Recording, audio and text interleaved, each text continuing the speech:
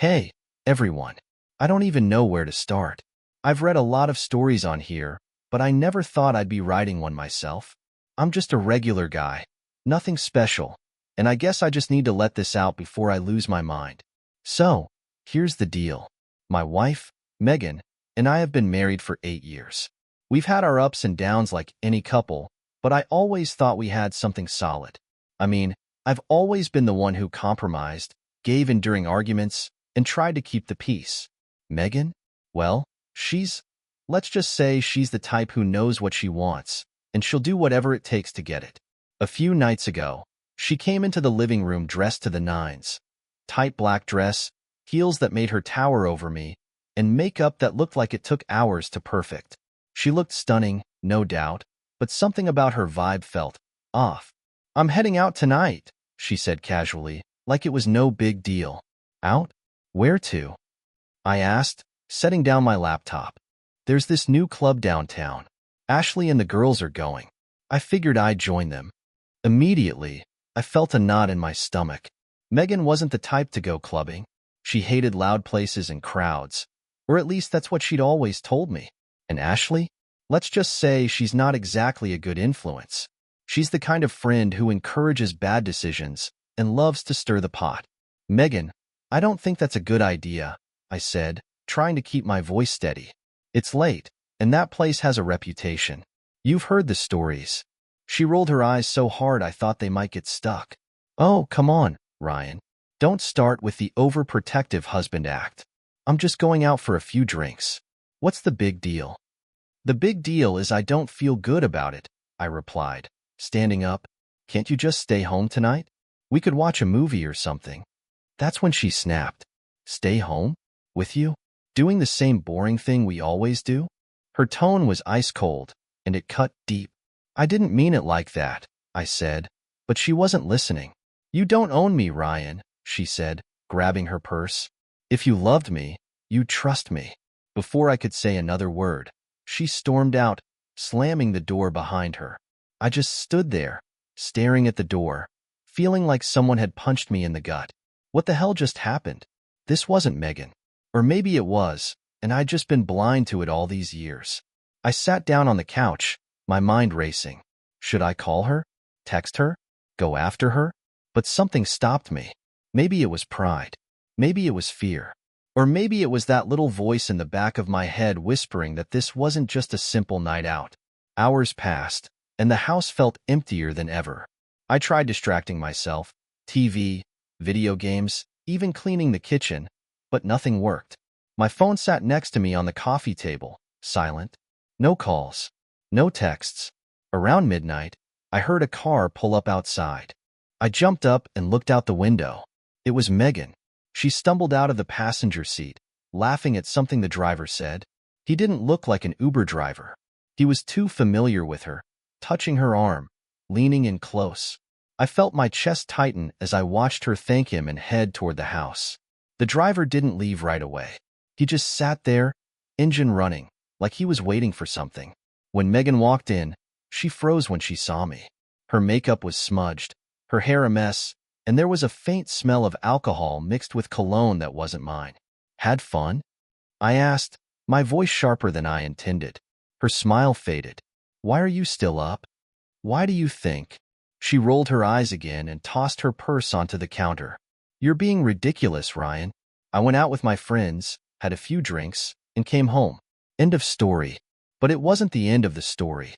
Not even close. Something about her tone, her body language, it all screamed that she was hiding something. "Who was the guy in the car?" I asked, crossing my arms. She hesitated, just for a second, but it was long enough for me to catch it. "Just a friend," she said, too quickly. "A friend? Or something more?" "God, you're paranoid," she snapped. "This is exactly why I needed a night out.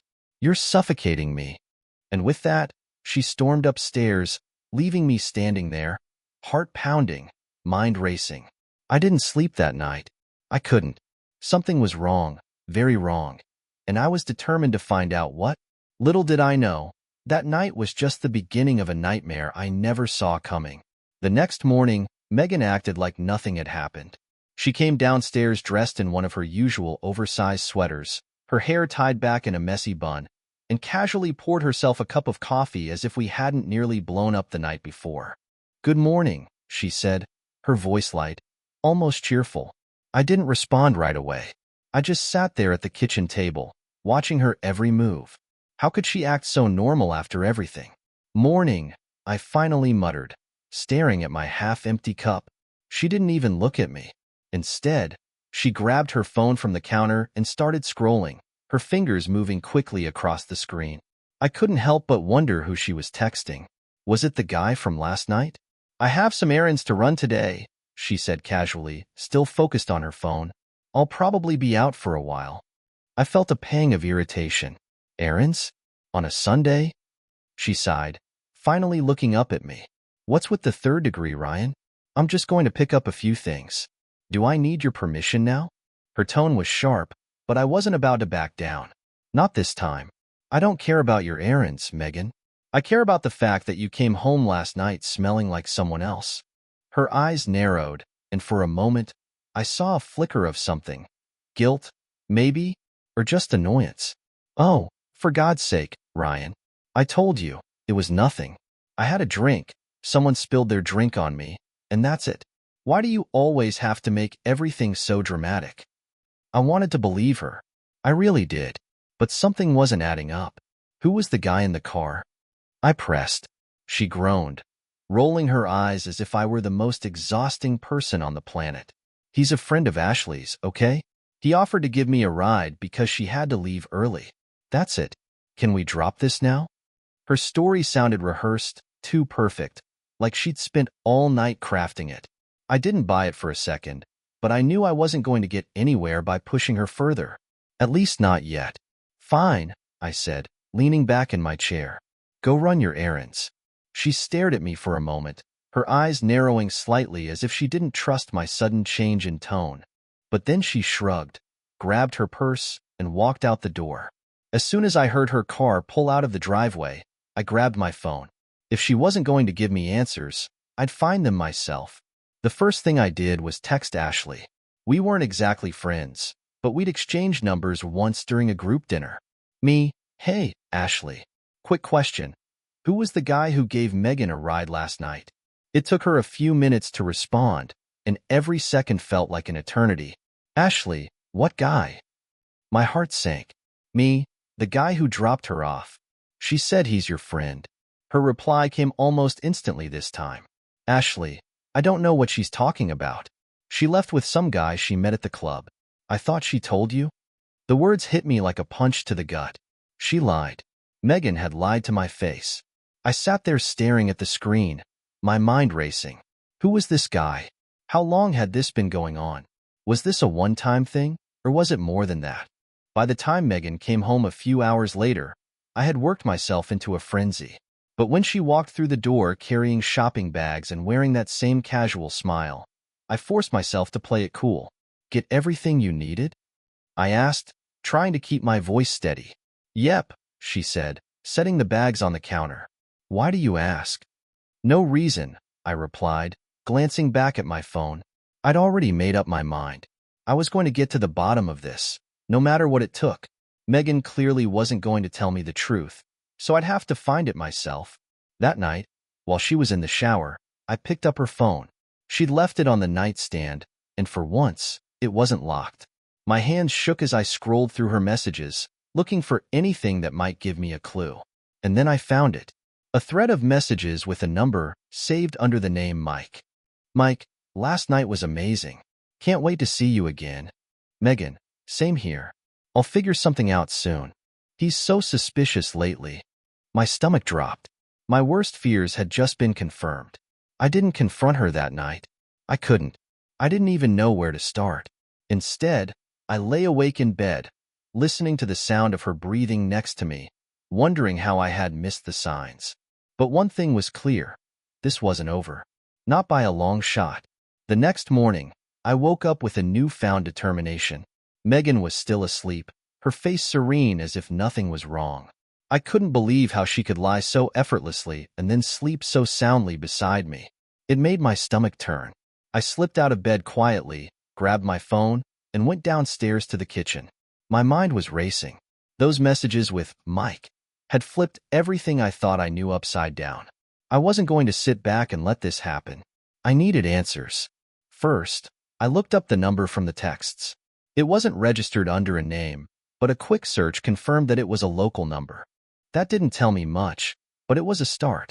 I saved it to my phone under a fake name, so Megan wouldn't suspect anything if she somehow saw it. I spent the rest of the morning pacing the living room, trying to figure out my next move. Confronting her felt like the logical thing to do, but I knew Megan. She'd just deny everything, twist the story, and somehow make me look like the bad guy. No, I needed more than just a few messages. I needed proof she couldn't talk her way out of.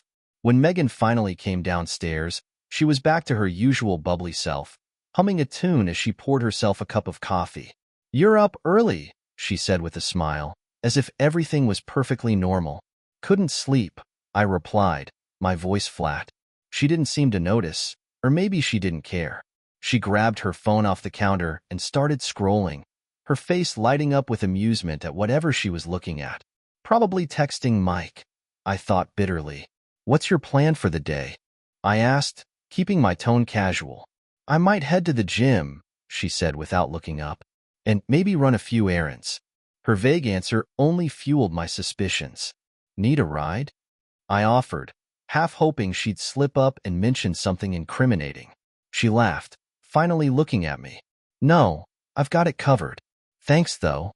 I nodded, trying not to let my frustration show. As soon as she left, I decided to take things up a notch. If she thought she could lie to my face and get away with it, she had another thing coming.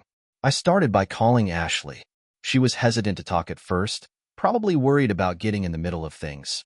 But I convinced her to tell me everything she knew. "Look, Ryan, I didn't want to say anything because it's not my business, but, yeah, Megan left with some guy last night," Ashley admitted. "I don't know who he was, but they looked pretty cozy. I assumed she told you."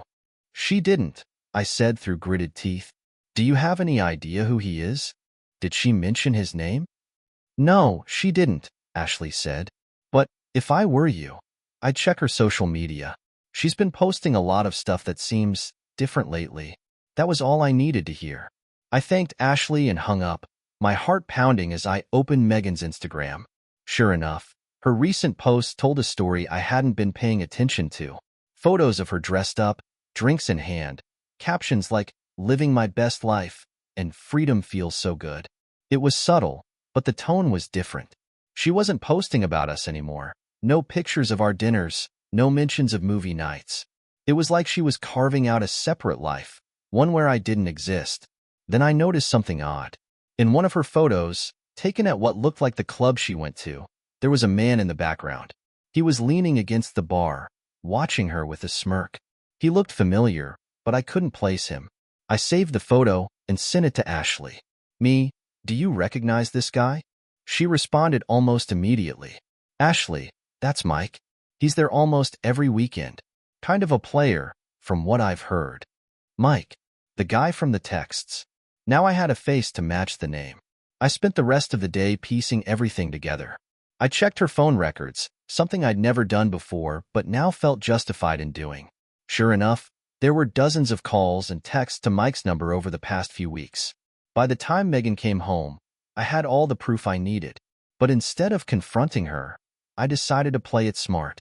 She was too good at lying, too good at deflecting. If I wanted the truth, I'd have to catch her in the act.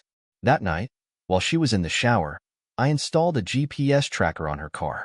It wasn't something I ever thought I'd do, but desperate times call for desperate measures. Over the next few days, I tracked her movements.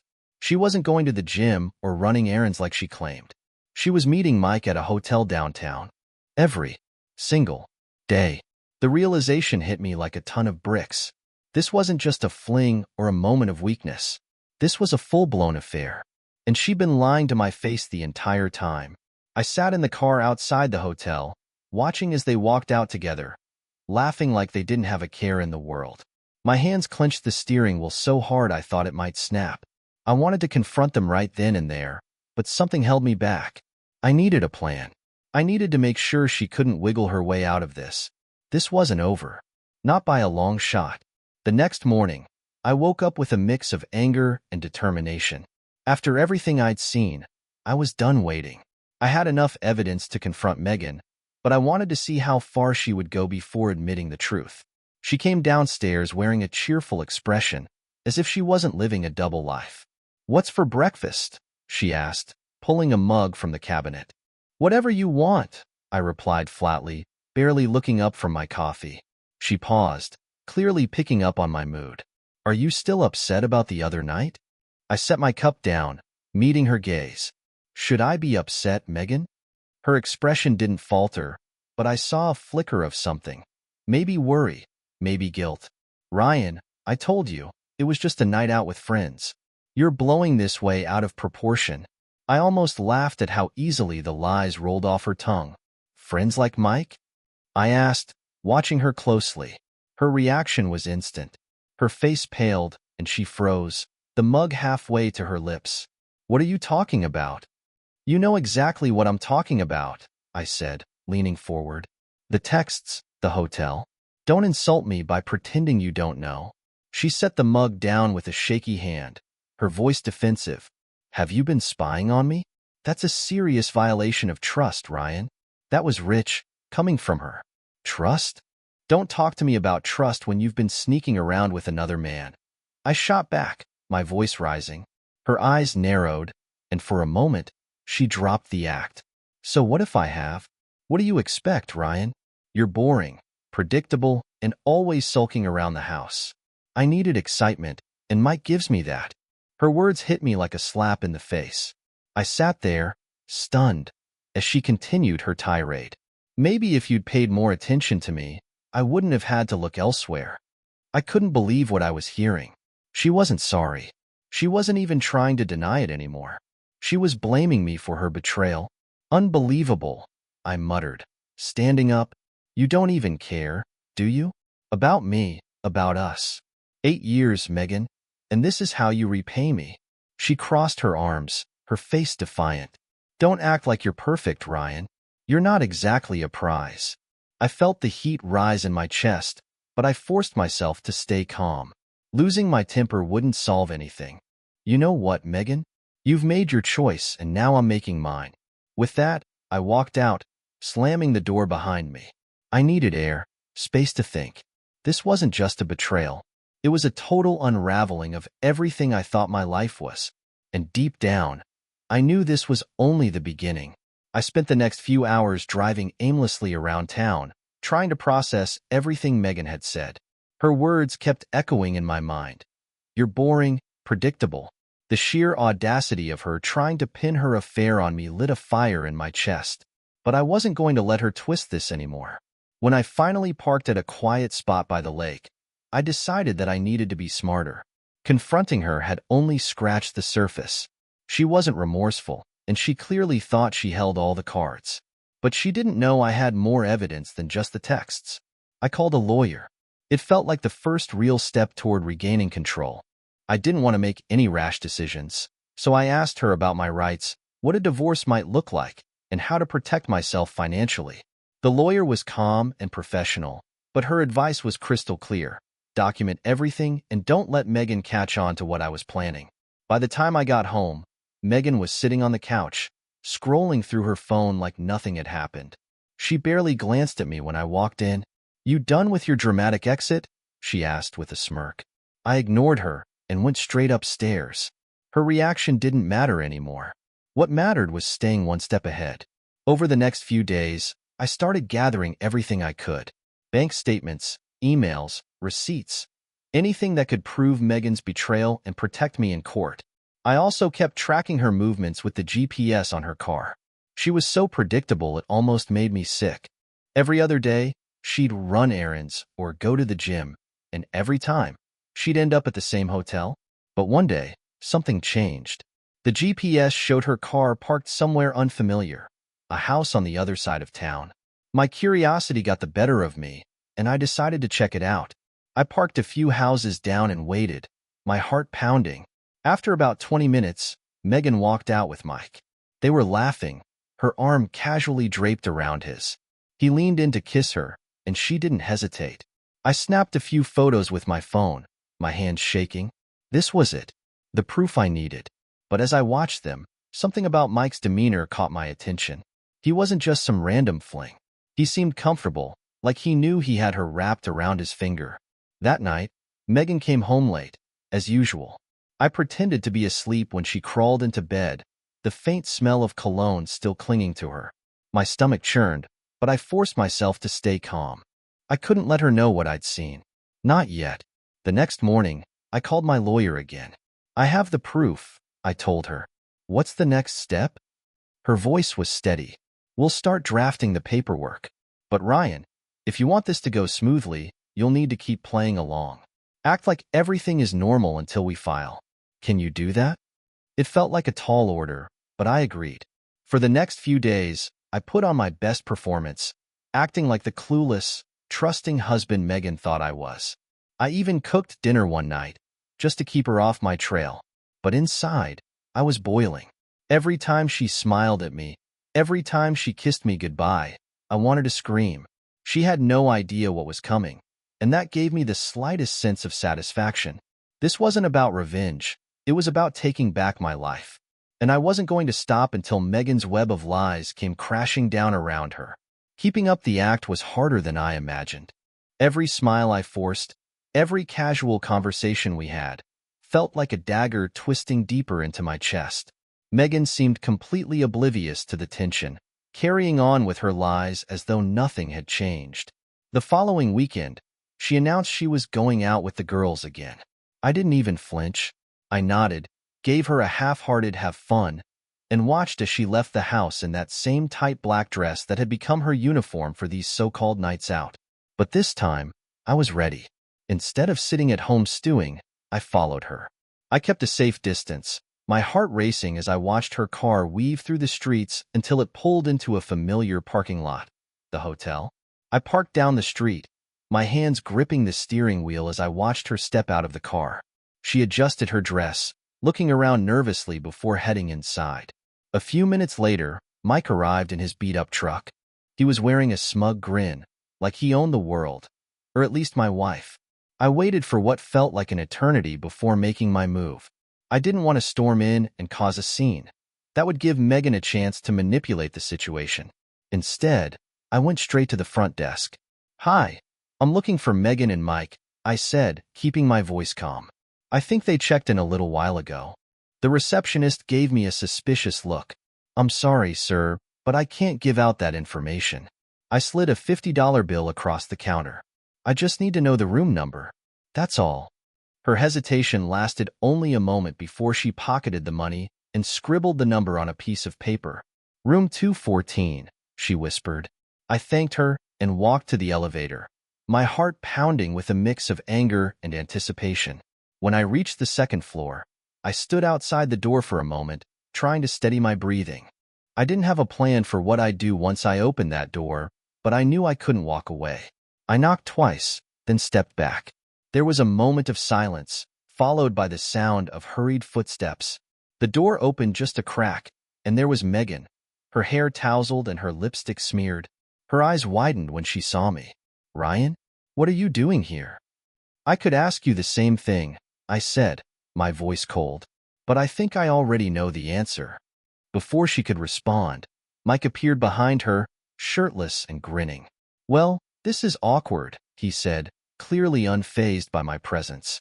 I looked at Megan, waiting for her to say something, anything, but she just stood there, her mouth opening and closing like a fish out of water. "Nothing to say?"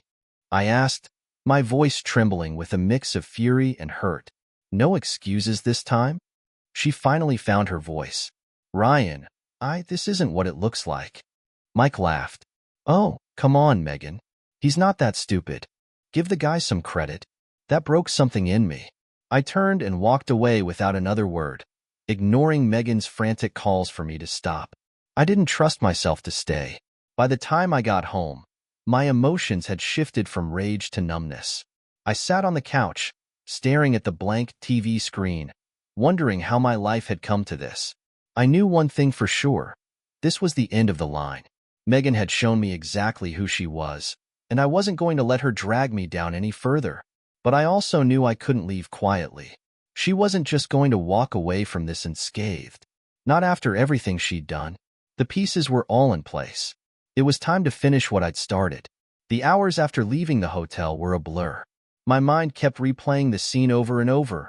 Megan standing there, caught red-handed, and Mike smirking like he'd won some kind of prize. The betrayal, the humiliation, it all felt like too much to bear. But when the initial shock wore off, something shifted inside me. The numbness gave way to clarity. Megan and Mike had treated me like a fool, but they didn't realize I wasn't done. They thought they had all the power, but they underestimated just how much I could dismantle their little game. I spent the next few days in full-on preparation mode. My lawyer had already drafted the divorce papers, and I'd made sure to include every piece of evidence I'd collected. Texts, GPS records, photos of them at the hotel, everything. But that wasn't enough for me. I wanted to make sure Megan felt the weight of her actions, not just legally, but personally. The first thing I did was cut off her access to our joint bank account. I transferred the funds into a separate account under my name and made sure to inform the bank of the situation.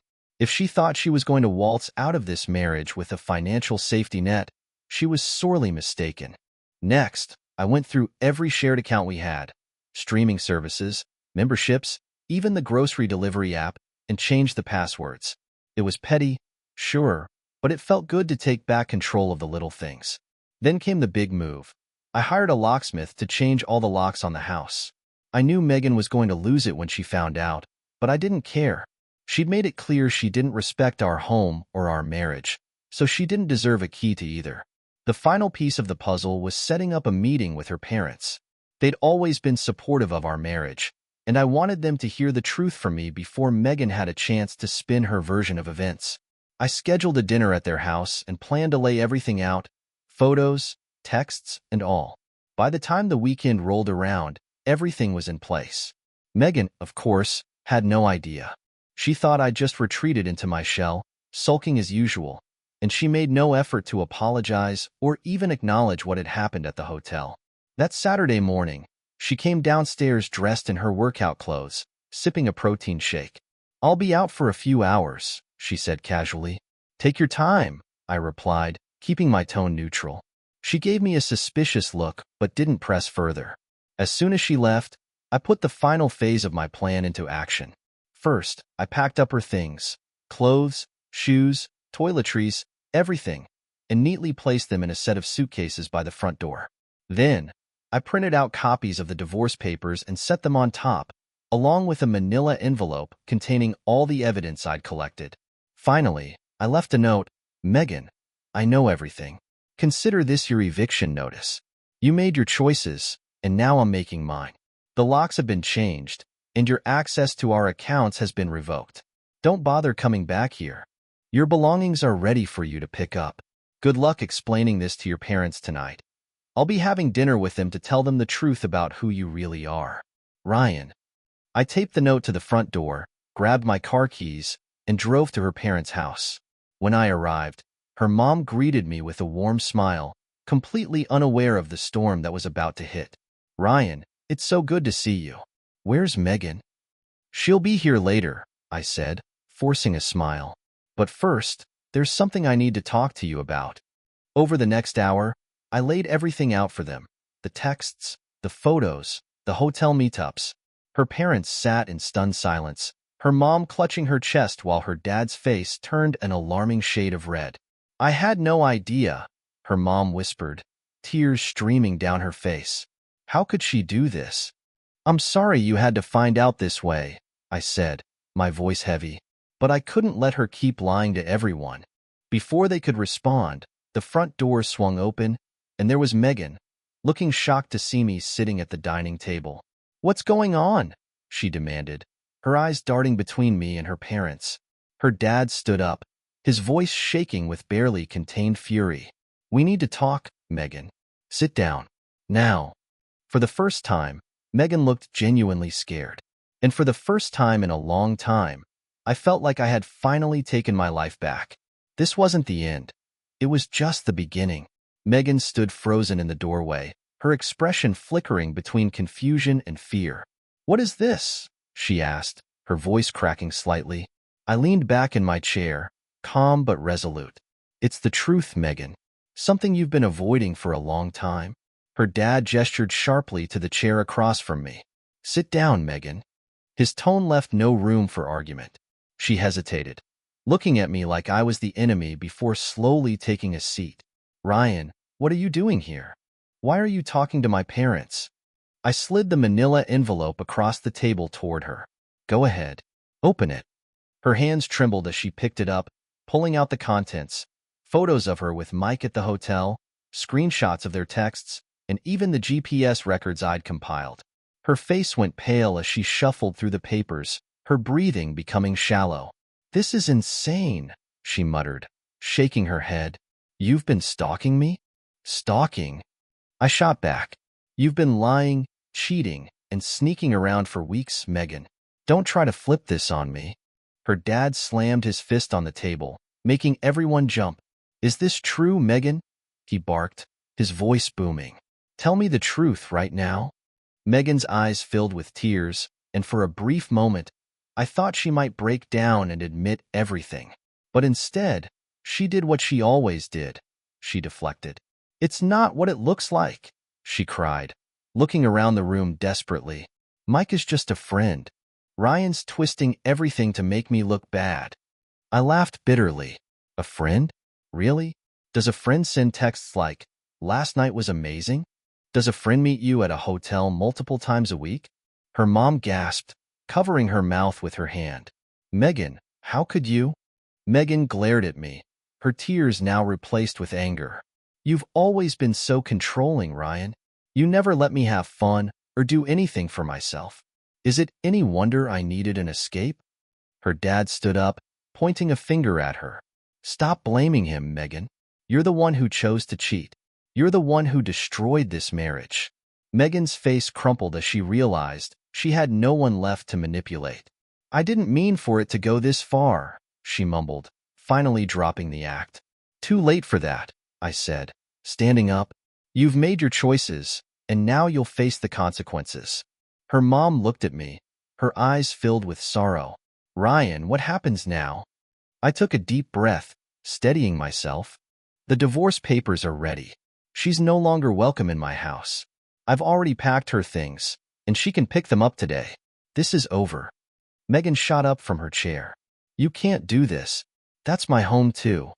Not anymore, I said firmly. The locks have been changed, and you have no access to our accounts. You wanted freedom, Megan? Well, now you have it. Her dad stepped in, his voice cold. You'll stay here for now, Megan, until you figure out what's next. But don't expect us to cover for you. Tears streamed down her face as she turned to me, her voice breaking. Ryan, please, don't do this. I'll fix it, I promise. We can work through this. I shook my head, the weight of everything finally settling over me. You've already broken everything, Megan. There's nothing left to fix. I turned and walked out, leaving her sobbing at the table. As I stepped outside and felt the cool air hit my face, a strange sense of relief washed over me. For the first time in weeks, I felt free. It wasn't the ending I had imagined when we got married, but it was the one she had chosen. And now, it was my turn to start over. This chapter of my life was closed, and I was ready to write the next one, without her.